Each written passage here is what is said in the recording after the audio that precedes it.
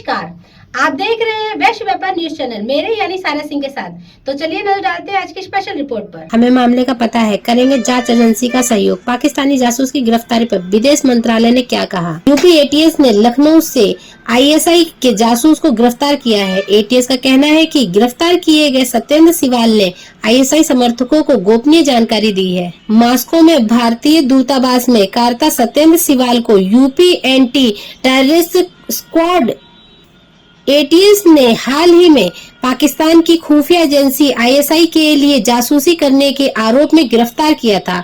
इस पर विदेश मंत्रालय ने प्रतिक्रिया दी। मंत्रालय ने कहा कि उसे सत्येंद्र सिवाल की गिरफ्तारी के बारे में पता है। विदेश मंत्रालय ने कहा उसे मॉस्को की भारतीय दूतावास के कर्मचारी सत्येंद्र सिवाल की गिरफ्तारी की जानकारी है। सत्येंद्र सिवाल कथित तौर पर पाकिस्तान की खुफिया एजेंसी आईएसआई के लिए जासूसी कर रहा था। सूत्रों के मुताबिक विदेश मंत्रालय इस मामले पर जांच अधिकारियों के साथ काम करेगा।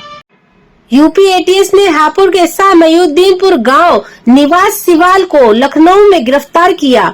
एटीएस ने कहा कि सत्येंद्र सिवाल ने आईएसआई समर्थकों को गोपनीय जानकारी दी थी। सत्येंद्र 2021 में मॉस्को में भारतीय दूतावास में काम कर रहा था। पूछताछ के दौरान सत्येंद्र एटीएस के सवालों का कोई संतोषजनक जवाब नहीं दे सका, जिसके बाद उसे गिरफ्तार कर लिया गया था। एटीएस ने अपने बयान में कहा था कि उसकी इलेक्ट्रॉनिक और फिजिकल सर्विलेंस से पता चला है कि वह आईएसआई नेटवर्क के संपर्क में था।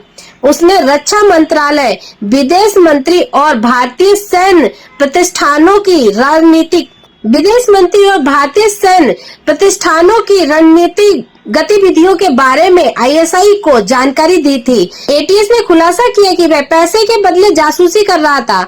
एटीएस ने कहा कि उसे गुप्त सोर्सों से जानकारी मिली कि आईएसआई संचालक रणनीतिक जानकारी का खुलासा करने के लिए विदेश मंत्रालय से कुछ कर्मचारियों को पैसे का लालच दे रहा है, जो भारत की सुरक्षा के लिए एक बड़ा खतरा है।